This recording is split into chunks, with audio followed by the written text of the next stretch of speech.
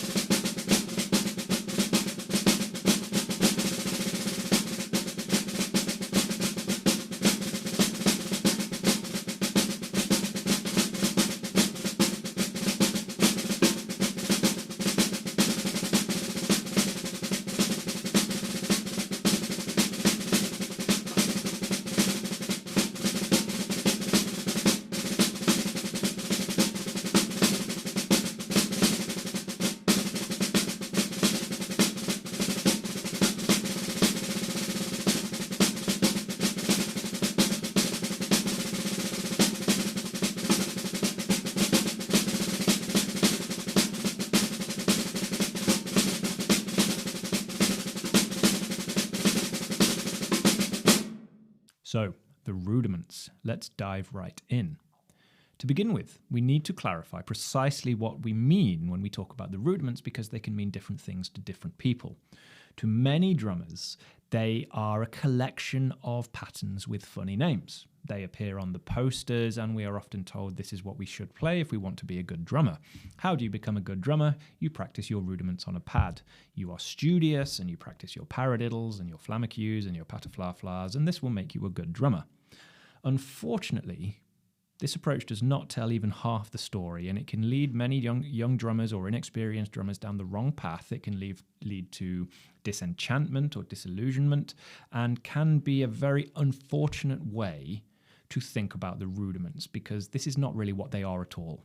What they are is an overarching concept that describes and defines what it means to play the snare drum. Now, that is a very big arching phrase, so let me break down what I mean by this. First of all, I think it is important and helpful here to distinguish between two types of statement: descriptive statements and prescriptive statements. Descriptive statements describe the way something is, and prescriptive statements prescribe. They say what something should be or what somebody should do. For many people, the rudiments are prescriptive. They are something we as drummers should be doing.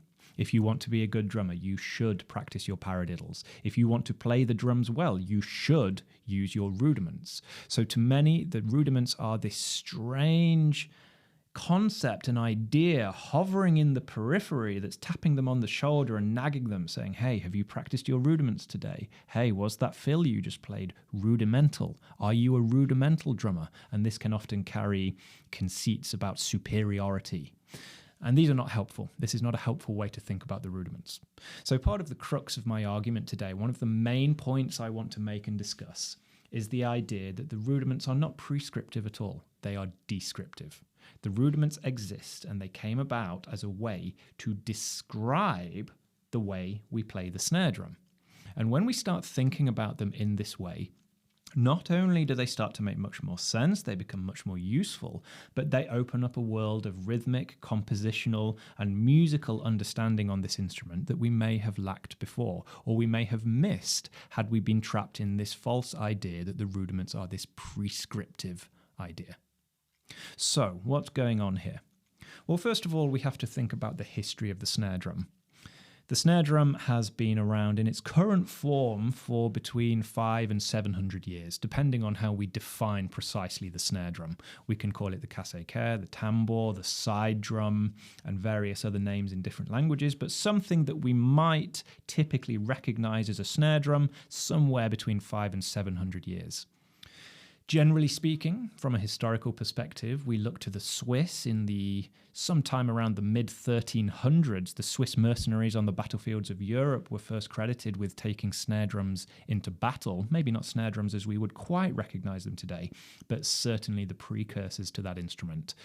And it is not unreasonable to think that they would be using something not too dissimilar to the same sort of vocabulary we're using today, because let's face it, there aren't too many ways to hit a drum with a pair of sticks. So there are some historians that place the Battle of Sempak sometime in the 1380s as the first documented case of the rudiments being used by the Swiss mercenaries on a battlefield, but there are some suggestions that this might be even earlier, perhaps even as early as 1310. As we progress forward, we certainly find drumming and snare drumming and something we would recognize as rudimental vocabulary being used in the French courts, the French armies from at least the 1600s, certainly from the 1700s with the likes of Philidor, and latterly the armies of Napoleon using very recognizable rudimental vocabulary in their typical military repertoire. So even at conservative estimates, we have hundreds of years of development on the snare drum. We have hundreds of years of vocabulary. We have hundreds of years of application and refinement and sharing and cultural transmission and all sorts of things. So the first thing I think is really helpful to remember is that anything we have today, all of these patterns we find on our posters and the things we think we should be practicing because that's what good drummers do, this is actually the result of hundreds of years of development and refinement.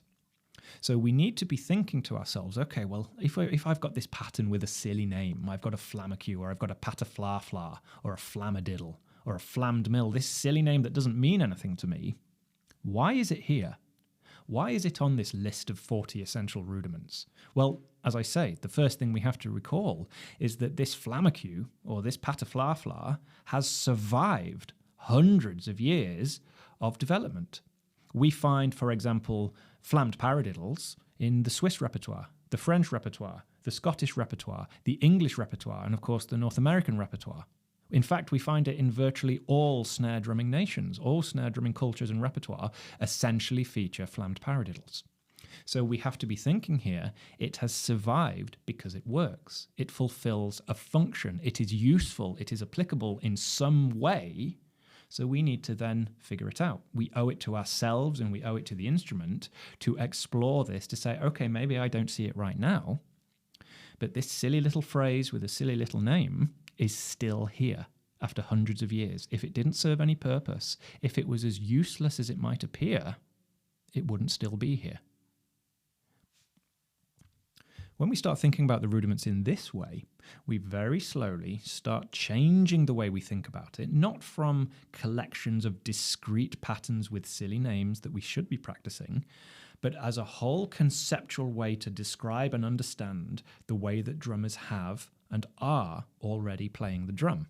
In fact, when we start thinking about the rudiments in this way, we find that we shouldn't be using the rudiments in some conscious way, because anytime we play the snare drum, we are using the rudiments. Not because it's a tool we happen to be accidentally using, but because the very nature, the very conceptual definition of the rudiments is as a way to describe how we are already playing the snare drum.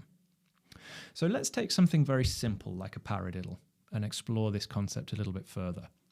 We know academically from the posters, from the Percussive Art Society, 40 standard rudiments, we know a paradiddle to be a pattern comprising right, left, right, or left, left. So on a very simple level, what is this? Where does this come from? It isn't like John Paradiddle suddenly decided to make a pattern and name it after himself. This pattern arises from somewhere.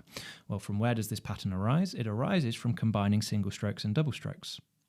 Let's think about the paradiddle variations. We have paradiddle diddles with an extra double stroke at the end.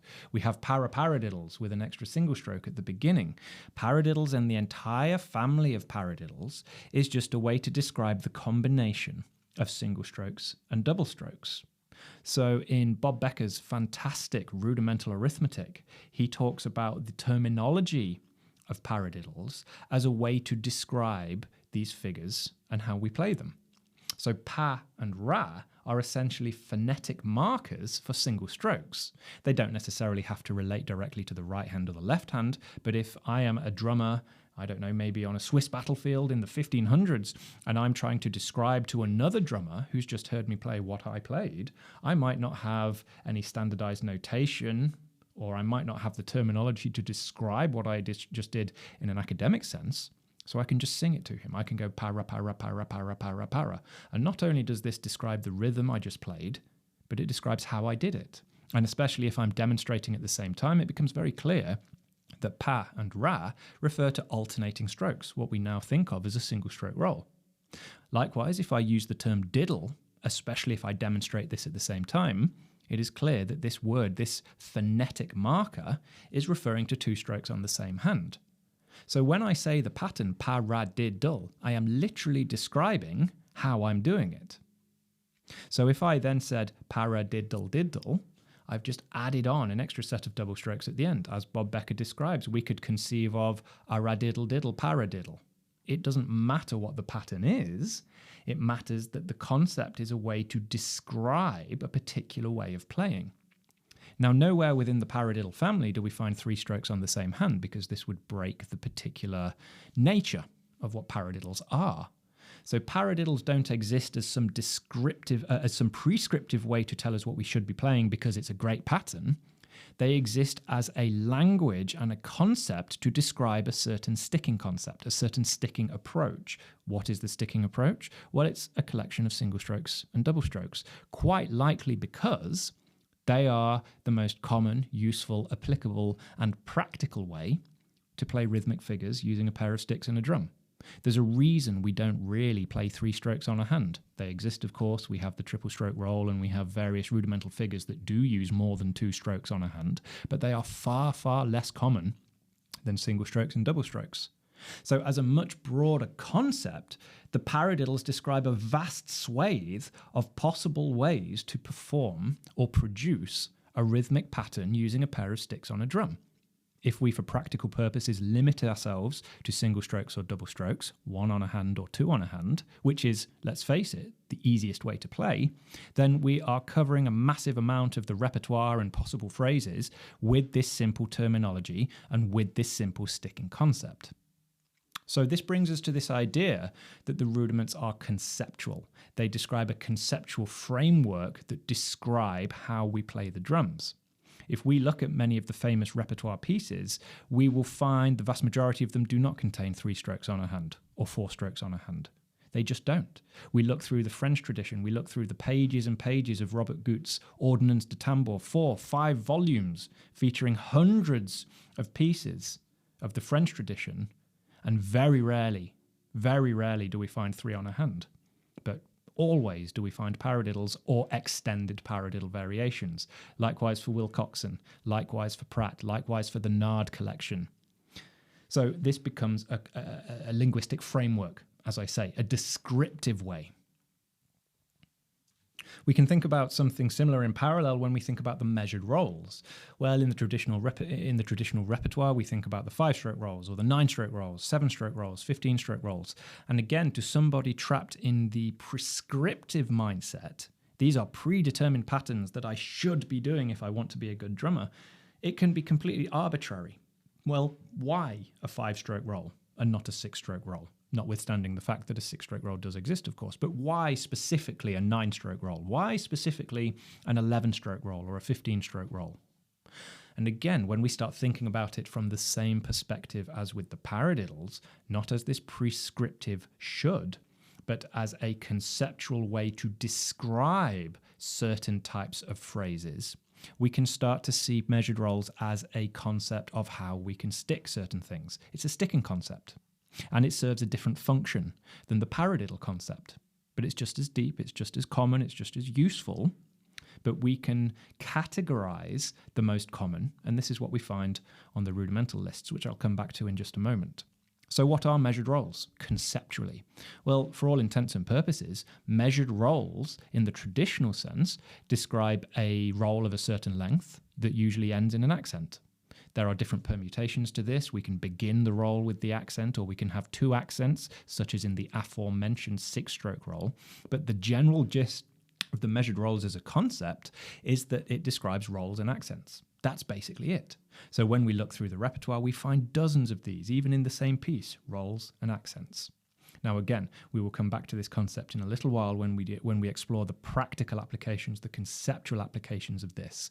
But I've just hinted at what's going on here. The rudiments are a conceptual way to describe what we play on the drums. And as they exist today, the reason they are talked about as the 40 standard rudiments is that, as happens with all art forms, standardization occurs, categorization occurs as the result of retrospective analysis. So when the National Association of Rudimental Drummers was formed back in the 1930s, and these drummers from the North American tradition looked back at the traditional repertoire, the things they had played themselves in their military service on parade, they categorized the ideas and the phrases and the figures that were most common. They gave them names, or they took the names that were already in use and they standardized them. They categorized them so that they could better teach them and so that other drummers could better understand them. This began with 13 simple rudiments, then was expanded to 26, and now we have the 40 as they occur today. Now again, we must not make the mistake here that these 40 rudiments are quote unquote the rudiments. The 40 rudiments as they appear on these lists are just the most common examples of these conceptual frameworks in action. So the 5, 7, 9, 11, 13, 15-stroke rolls just happen to be the most common, the most used, maybe the most practical that we find in the repertoire. The paradiddles, the paradiddle diddles, the double and triple paradiddles, the flammed paradiddles just happen to be the most common permutations of the much larger paradiddle concept. So this becomes a much more useful and beneficial and, I think, accurate way to start conceptualizing what the rudiments really are.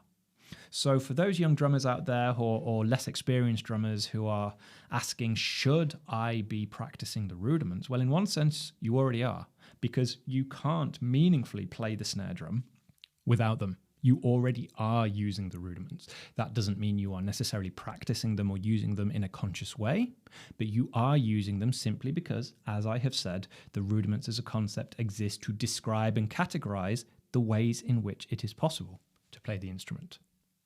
So let's start having a look at some of these ideas in a more compositional light and a more technical and practical light, so I can demonstrate hopefully what I'm actually talking about and how we can use this in a more beneficial and pragmatic manner. So let's take something we've already discussed today, the paradiddles. I've got my pad here in front of me. we can take the humble paradiddle and we can say, okay, John, I've heard what you've said. I'm going to think now of the paradiddle as a linguistic concept for describing these grand ideas. Still, what is a paradiddle and why should I care about it? Or perhaps more accurately to what I've just said so far, why does it exist? Why has it survived all these hundreds of years of development?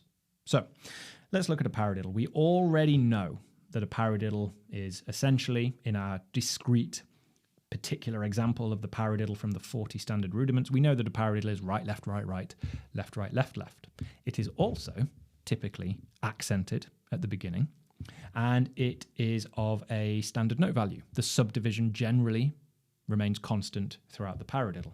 So our paradiddle sounds like this. And this idea of what the rudiments sound like is going to be a core feature over the next few topics of discussion here. So this is what a paradiddle sounds like.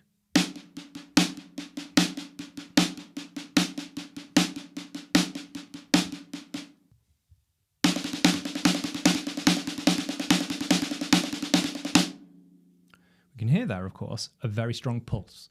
The accent at the beginning of each paradiddle is emphasizing the main beat. Now let's think about this from the traditional perspective, where this would be played in a marching context. Well, what's the main purpose of playing the drums in a marching context? It's to keep the pace. It's to keep all the soldiers in time and in step. So straight away, this paradiddle is serving a purpose. It is no coincidence that a lot of the typical repertoire from the likes of Wilcoxon, and especially those in the earlier collections like the Nard book or the Ludwig collection, is that many of the pieces that were composed a little bit later outside of a military context still hark back to that marching tradition. So we have something like this.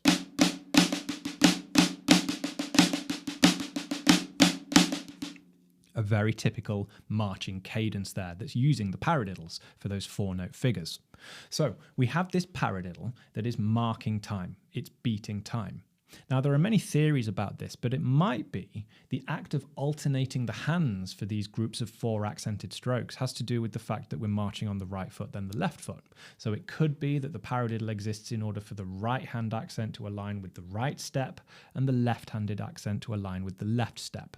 It's one possible explanation, but nevertheless, this paradiddle as a discrete phrase exists simply to mark time, and its defining musical feature is that it has the accent on the beat, right? Now, of course, later composers subvert this idea by syncopating the paradiddles, but we'll come to that a little bit later on. For now, we've got this simple application for a paradiddle that comes from this marching context. Now, let's take another rudiment that is almost always paired with the paradiddle in the traditional context, and this is the flamacue. Now, again, many students look at the flamacue and scratch their heads because even if they take everything I've said so far and they accept it, they may well still look at that flamacue and just go, why? I'm not seeing the value, I'm not seeing the use, I'm not seeing the function, and I've certainly never used it. Now, admittedly, the flamacue is a more specific pattern than something like a paradiddle, where a paradiddle, as we've said, is this larger sticking concept. That's less clear with the flamacue. So let's first of all look at what a flamacue actually is. In its base form, a flamacue in its traditional form, in its standardized form, is presented as 5 strokes played as alternating single strokes with a flam at the beginning and a flam at the end. That was all played as single strokes. Flam, left, right, left, flam, with both flams on the right hand. Now, the crucial element here is that the accent is not at the beginning, like it is in the paradiddle, but the accent of the flamacue is on the second stroke.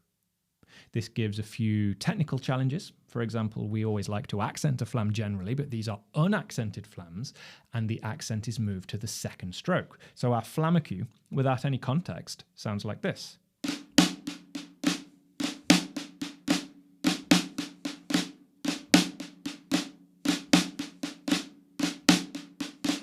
We can hear the 5 individual strokes with the flam at the beginning and the flam at the end, but crucially, we have this accented second stroke.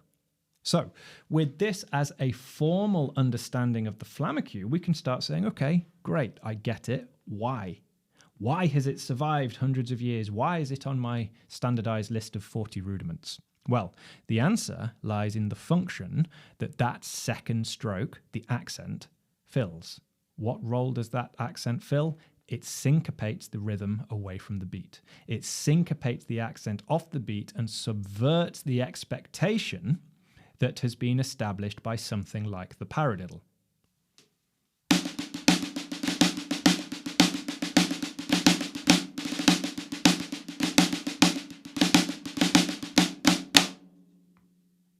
We can hear there a very simple phrase, but now we hear that flamacue in some context. We have an expectation set up on the beat by the paradiddle, which is then subverted by the use of the flamacue. We can hear that second stroke, the second 16th note of the beat, subverts the main emphasis point, and it makes it more interesting. It's that simple. It simply exists to make the rhythm more interesting. Now, it is very crucial, very, very important that we understand here the flamacue did not exist in order to subvert the accent. The term flamacue exists to describe the way that drummers were already syncopating the accent. So we have to be careful not to put the cart before the horse here. Flamacues didn't exist and were then inserted into rhythms. Flamacues now exist as a way to describe the way that was already being done. So this again brings us back to the main topic that I'm talking about here, where the rudiments act as this descriptive concept to describe the way in which we play the drums. We can now analyze a flamacue as a discrete musical figure, and this gives us some clues as to how it's presented so that we can explore the use of that syncopated accent within a 5-stroke phrase. But it's actually just a way to think about, to conceptualize and describe the way that accents are generally syncopated. This is the function it fulfills, and this is the descriptive concept that defines what a flamacue really is. So we heard in the little demonstration there these flamacues, but we didn't hear 5 strokes. We didn't hear 5 discrete strokes. We just heard the accent. And this is because it's generally assumed that the 5th stroke transitions directly into the next rudiment. And again, this is another core element that we find when we analyze the compositional nature of rudiments, which I'll talk about a little bit later on. Now, in saying this, we may ask why we have the flams. We can accept what I've just said about the purpose and the description to syncopate the accent, but where do the flams come from? Well, to answer this, we have to look at the nature of flams generally. The flams are, of course, another one of the common rudiments. We find them on the 40 standard rudiments list as individual items, the flam. We also find them as composite patterns, the flam tap, the flam accent, the flamacue, of course, the flam paradiddle. And these are, again, to be thought of in the same way we've already thought of paradiddles and measured rolls and the rest of it. These describe a certain concept. So what is the concept? Let's have a little detour here and talk about the flams and then return to this idea of a flamacue. So a flam, generally these days, we can class the flam as an ornamentation. It is not so much a rudiment in the traditional sense as the same way as a paradiddle is, but the flam is an ornamental concept. It's a way to decorate a phrase that is already there. The basic flam is performed by playing both sticks at the same time, but from 2 different heights. So if one stick is higher than the other, the lower stick hits the drum first. So even though we play both strokes at the same time, we actually get 2 sounds right next to each other. So the flam sounds like this. We can hear 2 distinct sounds, they're just very close together. So this flam, this idea of the flam, developed as a way to thicken, to fatten out main points of emphasis in a rhythm. So we can think of a simple accented phrase, something like this. And then we can decorate that same phrase without changing anything at all about the way we play it, except for inserting the ornamentation of a flam for every accent. So if we think about the nature of the early snare drums, these big, deep, rope-tied things, flams must have sounded huge on them. We can project a lot of volume with a flam. We can project a lot of force and power. They're easily recognizable, and we certainly won't miss an accent. So a simple line can go from this to this. And certainly the flammed variation is stronger, more pronounced. So with this in mind, we can see the flams as this ornamentation concept. Any phrase that we can play, in theory, we can decorate it with an accent. This means that throughout the development of the militaristic tradition, where paradiddles were often used in the way I've described so far, by default, a paradiddle was actually already a flammed paradiddle. Very typically in the repertoire that survives today, and even the later repertoire from the likes of Wilcoxon and Pratt, flams are applied to the paradiddles just as a matter of course. We are much more likely to find flammed paradiddles than we are to find what we might consider normal or undecorated paradiddles. So our paradiddle line that is being used to emphasize this marching accent pattern, this marching step rhythm, would, more often than not, have been performed with the flam. Because that flam just exists as a way that drummers found they could emphasize the accent further. So, in our retrospective analysis, looking back at the development of the instrument and the repertoire and all the rest of it, we use the term flam probably as an onomatopoeia to describe what it sounds like, but we use it as a concept to describe this idea of decorating, of ornamenting an accent or ornamenting a phrase in a certain way. So, if we have already got the flammed paradiddle by default, when we used what we now call a flamacue to syncopate it, the flams already exist in the phrase. We are already playing flams as part of the paradiddles, so we just simply keep those flams in the same position but move the accent. Now, when we do this, it is far easier to accent the second stroke of a single stroke roll, alternating single strokes, than it is to accent the second stroke of a paradiddle. So the flam sticking developed as a response to this. It's simply easier to play a flamacue than it is to play a flammed paradiddle with an accent on the second stroke. So we can think of this as a reason why the particular flamacue sticking developed. But nevertheless, why do we have the flams in a flamacue? Because we were already playing flams anyway. We were already playing flammed paradiddles accenting on the beat. So when we come to use something like a flamacue to syncopate that, we just keep the flams where they already were.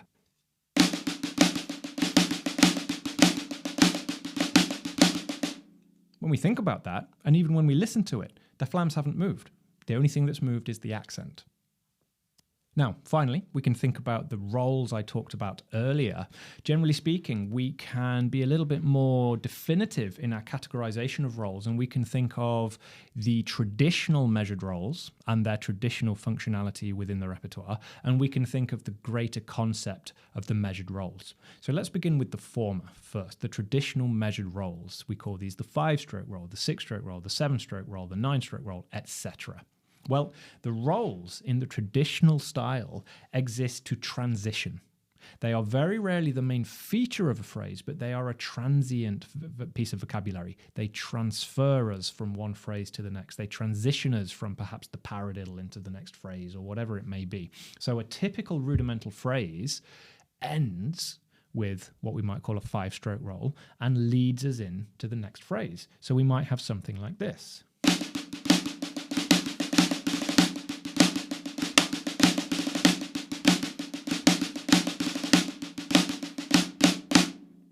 You can hear that short, sharp roll there occurs on the last 8th note of the figure to take us back round to the beginning and start it again. It's transient. It transfers us, it transitions us from one phrase to the next. I was just using a simple phrase there made up of the paradiddles and the flamacues, and the 5-stroke roll just takes us back to the beginning and starts us again. Now, that's a very typical way of doing it because, as I say, the 5-stroke roll isn't the feature of that phrase. It's just a little tool to kick us back to the beginning. So it's short. If it were any longer, it would become more of a feature. So generally, in the meter in which we're playing, when we play on the last 8th note of the measure, we find a 5-stroke roll because there are 4 30-second notes in that 8th note. And the accent, the 5th stroke, becomes the first note of the next paradiddle. In the same way I described with the flamacue, the 5th stroke of the flamacue is almost always the first stroke of the next figure. So that 5-stroke roll at the end of the bar is actually 2 double strokes, and the accent often becomes the first stroke of the next figure. Now, when we look down the standard lists, we see simply longer and longer rolls. The next one up is the 7-stroke roll. There are a few ways we can think of the 7-stroke roll. One of those is to simply start the roll earlier.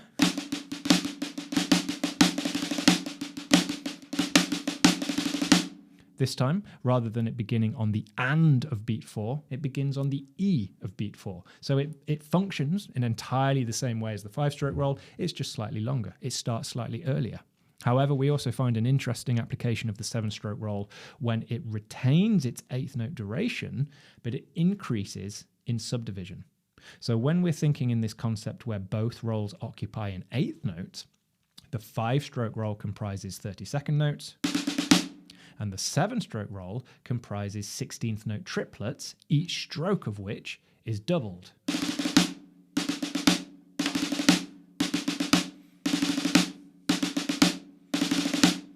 Both rolls there take up the same duration, but as we can hear, the 7-stroke roll contains more notes and so is performed faster. It's a denser roll. So we have this more aggressive, more dramatic roll, fulfilling the same purpose at the end of the phrase, but doing it in a more dramatic fashion. So our same phrase now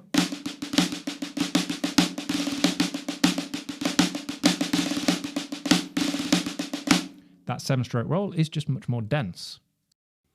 Going forwards again, we find the 9-stroke roll. This is another really common application of this concept, of this idea. It's simply a longer variation again, and it's very common because it takes up the entire last beat of the bar.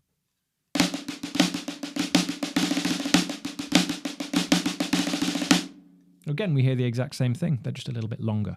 So these measured rolls are generally, in the traditional sense, employed to transition between phrases.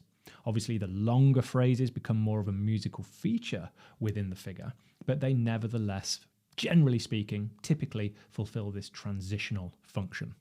Now, what about the more contemporary sticking concept that I talked about?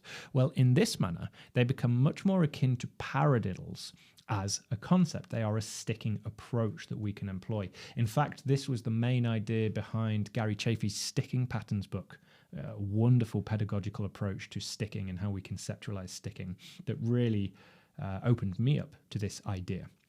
And in this understanding, in this concept, a measured roll, like a paradiddle, is a collection of double strokes interspersed with accents, generally at different lengths, that help us conceptualize them. What on earth does all that mean? Well, let's think about a very simple phrase, a 3-stroke roll. A 3-stroke roll doesn't exist in the traditional repertoire, but it does exist in this more contemporary variation. A 3-stroke roll is very simply an accent and a double stroke. And for our current analysis, we are going to play these as the same speed, at the same subdivision.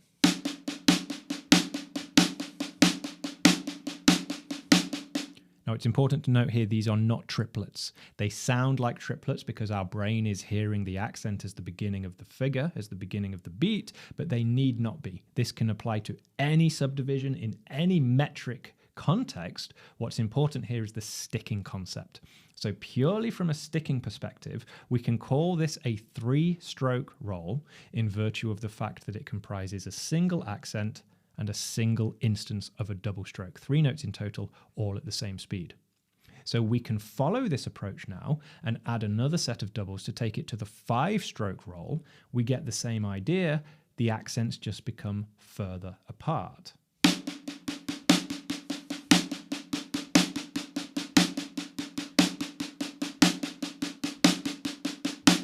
So I've got an accent on one hand and then double strokes for the strokes in between. Single accents, double strokes between. Carrying on this theme, we can have a 7-stroke roll. Again, we're just adding an instance of double strokes. So we have an accent now and 3 sets of double strokes.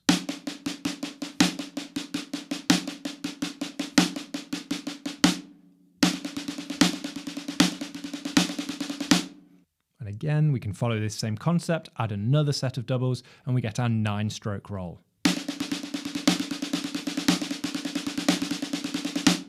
Now, we can go on, but the idea here from a conceptual perspective is that these become a really useful way to voice different accent patterns. So I can, from an analytical perspective, I can think of a phrase that combines different phrases. A very simple combination might be simply combining the 3 and the 5.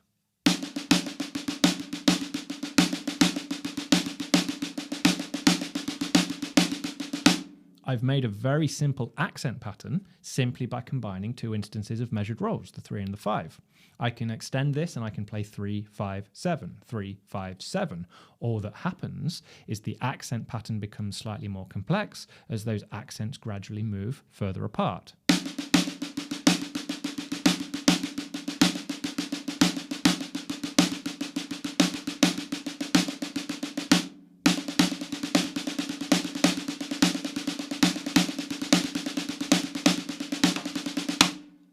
So this becomes a really useful compositional tool, and it also becomes a really useful practical way for a musician, for the performer, to voice specific accent placements. Now, this was somewhat revolutionized, as I say, on the drum kit by Gary Chaffee's approach, and this is something that Bob Becker in the aforementioned Rudimental arithmetic describes as a compositional tool. We can derive really interesting accent patterns from the use of measured rolls, different combinations. We can change the subdivisions, but the sticking is provided for us.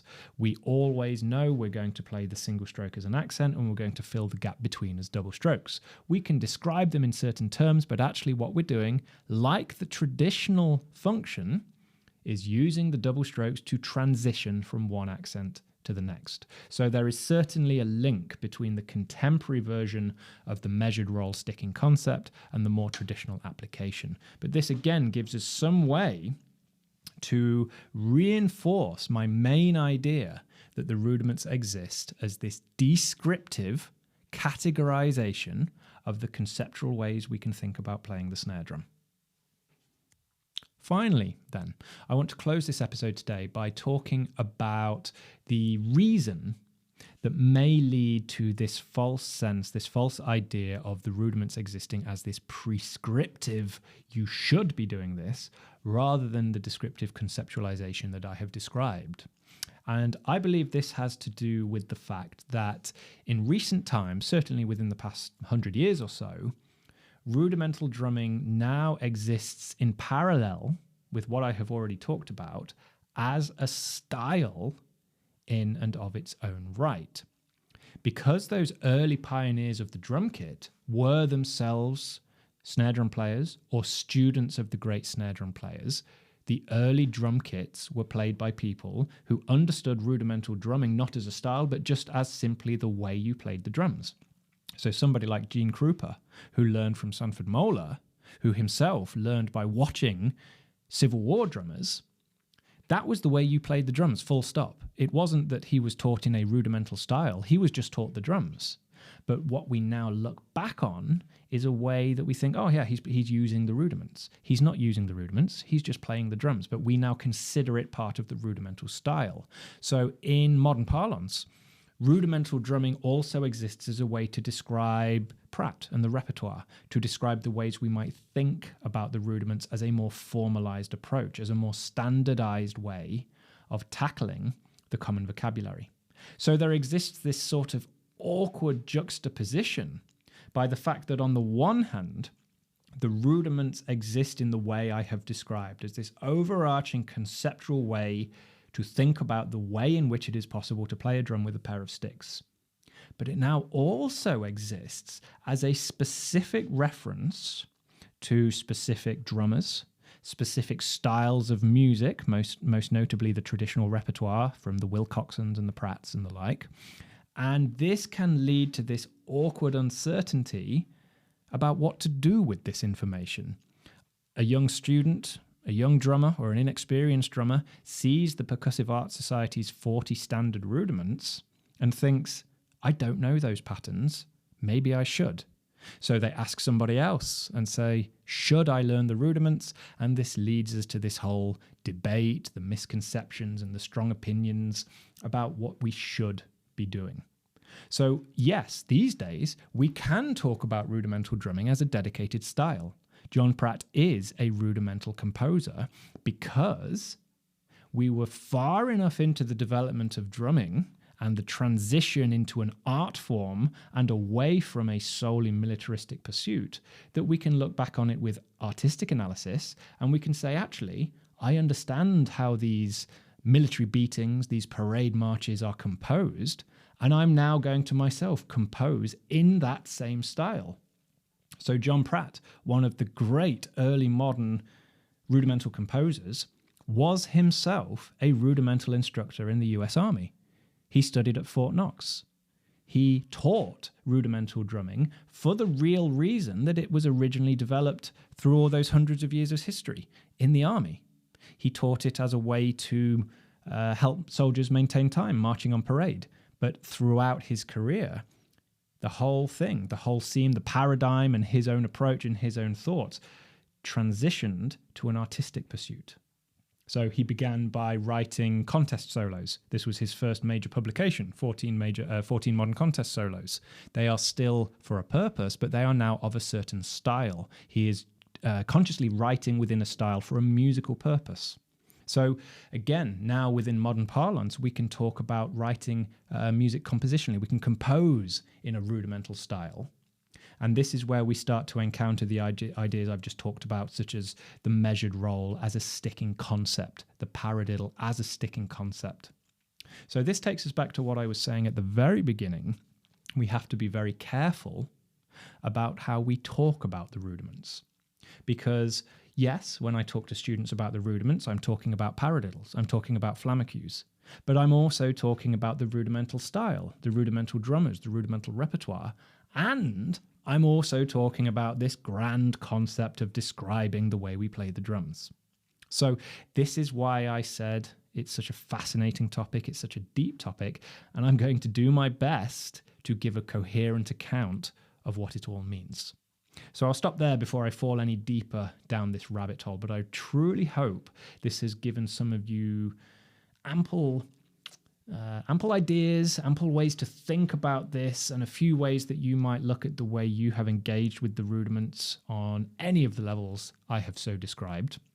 I think I would end this by urging any of you who haven't done so before to explore the rudimental repertoire, and to do so through the lens of this descriptive idea. So yes, in the later rudimental compositions, we see the rudimental phrases applied intentionally. We see paradiddles being used to syncopate as well as just to keep time for a march. We see measured rolls in both variations as I've described them. But we are also seeing the cream of musical development on the snare drum. As I've said, these ideas have survived hundreds of years. We are seeing the very conscious, clever, creative, expressive application of much deeper and far further reaching concepts, ideas of how we actually make music on a drum. So go and explore these traditions, go and explore the repertoire, but do so from the lens of exploring what it actually means to play a drum. So, thank you very much. If you've enjoyed this talk, you are more than welcome to visit me, as I say, at jonathancurtis.co.uk. And I think we will finish with another rudimental piece here. I'm going to close with another one of my marches in the similar Scottish style. We began with a Scottish march, so let's end with a Scottish march. This is Coldstream Dance. Thank you very much for listening, and I'll see you on episode 3 of The Snare Drum Virtuoso.